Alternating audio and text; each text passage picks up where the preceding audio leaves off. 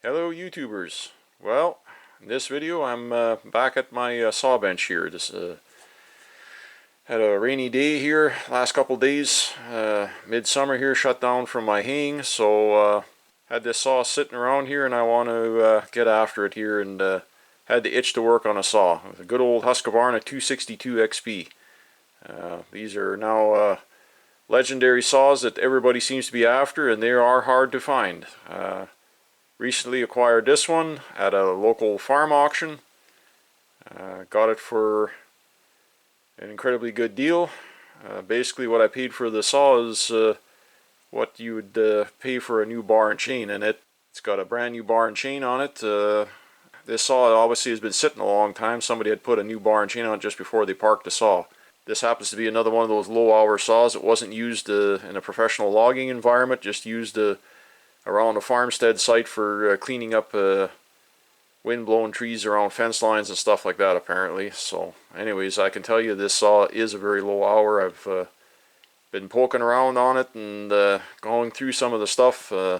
Got it going the other day after I brought it home, and it stunk like musty, moldy old granary or storage shed, wherever it had been sitting. And this thing, I've been slowly, it's still dirty, but I've been slowly getting it well, less dirty, getting it cleaned up, and I managed to put some fuel in it.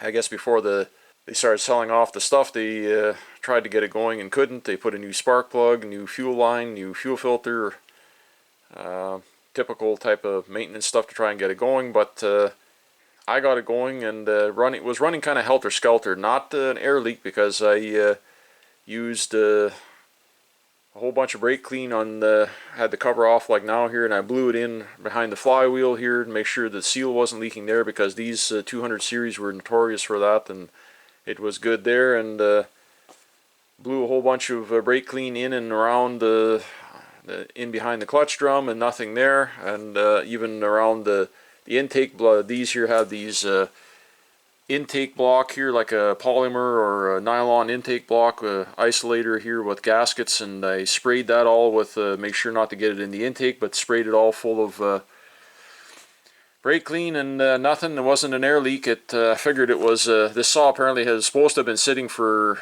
several years, so I figured the carburetor diaphragms were dried out, and sure enough, I went ahead and I have some carb kits that I keep on hand here in stock here now. So the carbs on these, this one here, this is actually a newer saw. They had different versions of them over the years. They made them for quite a while, from the late 80s up until late 90s, I guess. This one is a 1996, so it's a little bit on the newer side. Already had the newer style brake flag or brake post, or like in the Series 2 type of thing, the second generation of them. So anyways, I think most of them had the Walboro carbs on. This has the Walboro HDA 120. I think the early ones were an HDA 87 or something like that. Some say those were the more desirable carbs, but these were a newer style carb already, and they share the same carb parts as a lot of if you had a 357 XP or 359s. And all the Johnson Red versions, the 2156s, 2159s, they had different, they had Walboro HDA 198s and 199, stuff like that. But the diaphragms, these kits, I have the kit here for the more complete kit for the 199 Walboros. But the main metering diaphragm and your fuel pump diaphragm here, they were all the same in them. They just had a little bit different gaskets. They had a double gasket for the 199. They had an extra impulse hole in them for the carb pump. This saw is, like I say, very, very nice shape, very low hour. I'm tickled pink to get it, and especially for the price I got it at. These saws are going for crazy money now in the markets all over. Guys are paying quite a few $100s for blown up saws and wrecked saws just to get their hands on these 262s. So like I say, I got it going, but it was running helter-skelter kind of all over the map. Mostly was running really, really rich. It was just flooding itself out.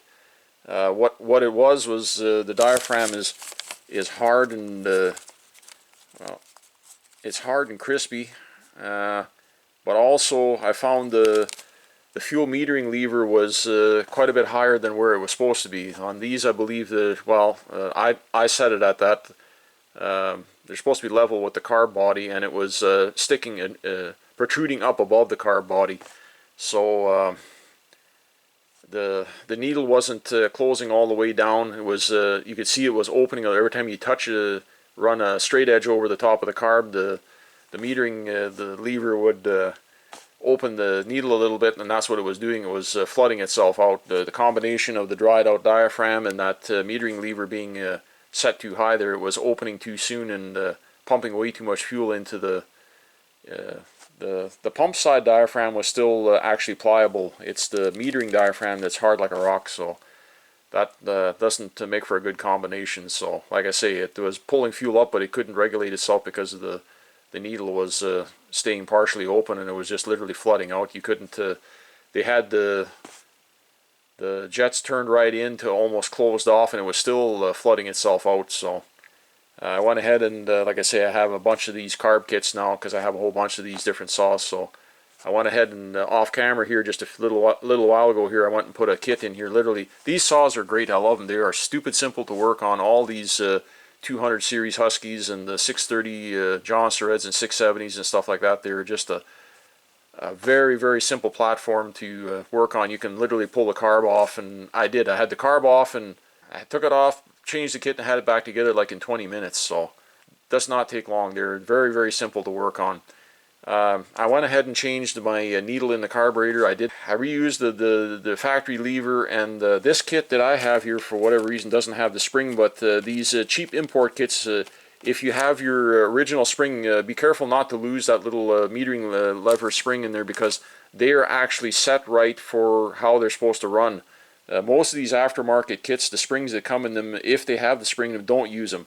Reuse your original spring, and I didn't even use the lever in here in the little keeper or the little control shaft. I just used the needle out of it, because the needle on this one on the end looked a little bit, I don't know, a little bit deformed or funny looking, and I figured it probably wouldn't seat or seal off proper, so I went ahead and used the needle out of the kit, and like I say, the diaphragms and the gaskets, but the rest of the hardware components I didn't use.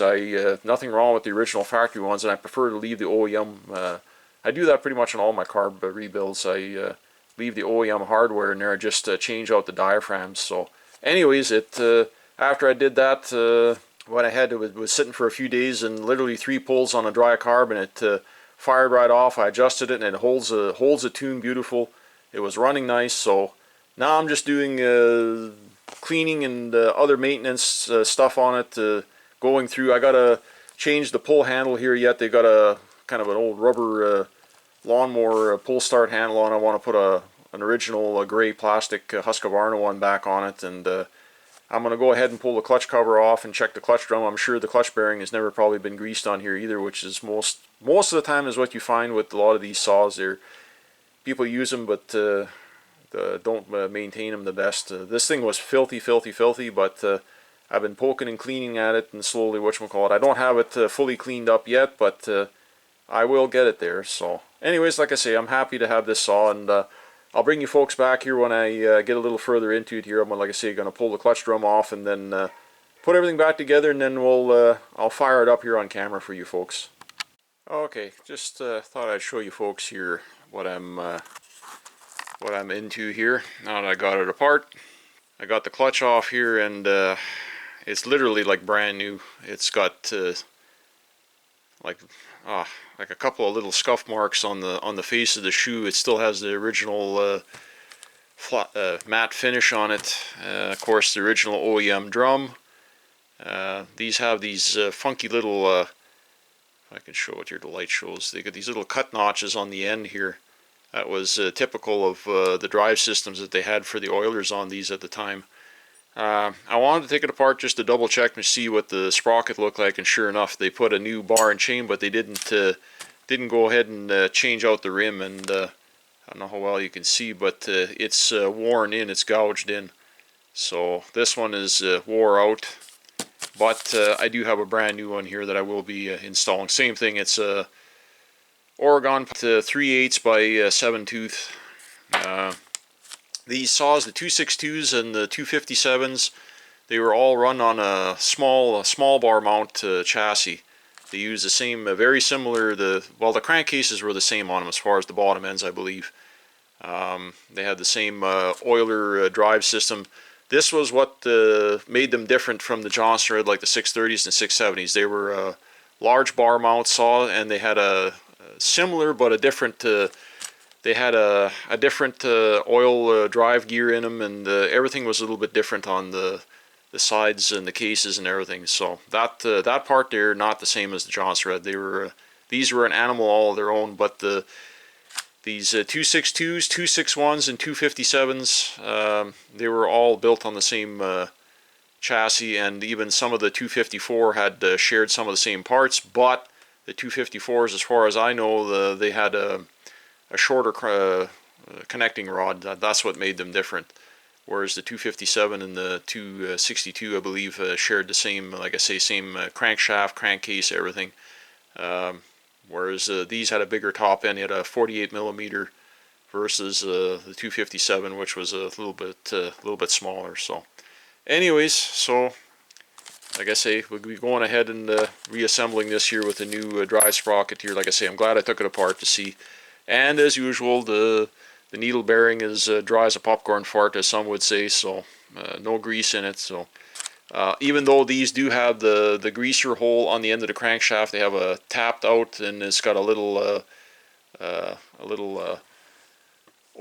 hole here. I don't know if you can see it, the camera show it or not. Yeah, right there.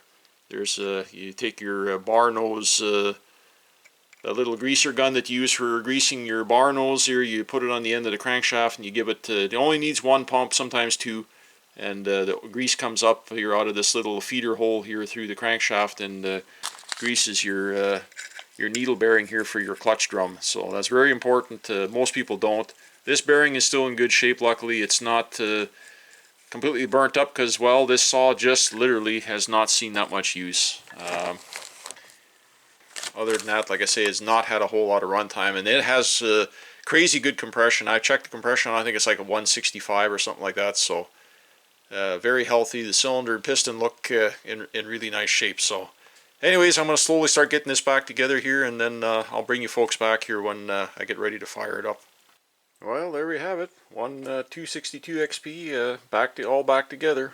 Like I say, little things yet. I got to change the pull handle there, and I'm going to put a new rope. It's about 8 inches, 10 inches too short. Somebody broke it, I guess, at one time, and well, whatever, that's just part of it. It's now got, like I say, a new bar, new chain, and officially a new drive sprocket on it, so that's good there. All the main components of this thing is, like I say, in really good shape there. It's got a new fuel line, new fuel filter, somebody else put in there, and a new spark plug, and like I say, I put a new sprocket in it, so no, I'm not going to go out and log with this every day. That's not the intent. This is a saw that I've been looking to add to my saw collection for a while, so this will I'll keep poking, and I'll keep slowly picking away at it and cleaning here and there. Like I say, I got probably 80% of it or 85% of it done now, compared to what it looked like when I got it. It was well, it was covered in schmutz, so nobody had ever cleaned it or blew it off. So every time I look somewhere, I see a little nook and cranny here and there with dirt, and I keep picking at it and wiping and cleaning. Would have been quicker to just power wash it, but this one is one of those classics that I don't want to bugger up, get water into the electronic ignition system, because these are, some of the parts for these are getting pretty hard to find, and I don't want to bugger it up. So anyways, these saws were nice because they were the first attempt, or first go for Husqvarna, that when they had in the 200 series, that they actually had the spring anti-vibe mounts. And if you don't believe me, there it is right here. Here's the main spring on the front, and the one on each side of the tank here. In the back here, there's a coil spring here and one on the other side. So they went away from the early rubber bushing versions, like in the 266s and the Johnson Reds. Fortunately, the Johnson Red never got that treatment. These were the last last of the 200 series type of thing here. They started upgrading them and making their way over to the 300 series, like the 357 and the 359s and 362 XPs and 365s and 371s, and eventually the 372s came after. But anyways, yeah, I'm gonna get it fired up here and see what you folks think. Okay, well, haven't run this saw in several days here since the last time I played with it. It was running good, so let's see here now. Like I say, I put a new carb kit in it, and we'll see here what I had it running after I had put the carb kit in. It was running nice, so we'll see if it's going to refire. Like I say, it's been a few days here, so let's see here what we can do here. This is a cold start. I have not had it running here yet this evening here as I'm working on it, so let's see here. Like I say, it's got good compression, so oh, look at that.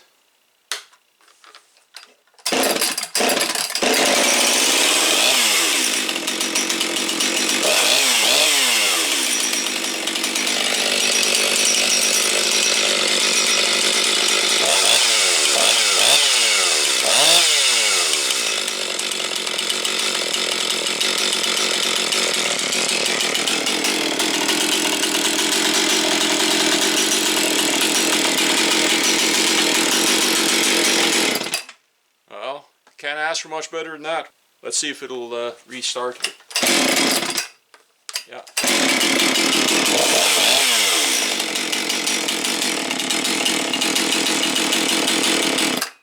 Well, anyways, I think that proves the point. So sometimes you get lucky with these auction barn finds. So there we go. Old classic Husqvarna 262 XP.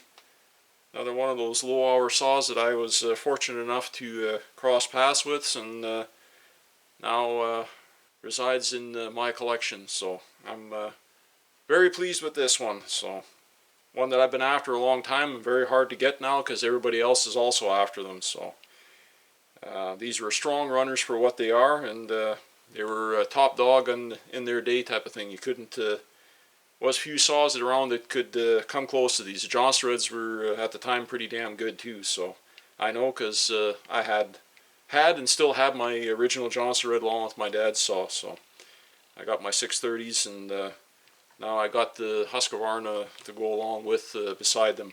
All 61, 62 cc saws, so excellent saws in their day. Like I say, pretty much unparalleled or unmatched at the time. Nobody else could come close to what these saws were legendary for. So anyways, just like to say thanks everybody for stopping by and checking out another one of my videos, and don't forget to like, share, subscribe, and go ahead and check out my video library. I now have well over 100 videos in my catalog of here on YouTube. So thanks everybody once again, and we'll see you all on the next one.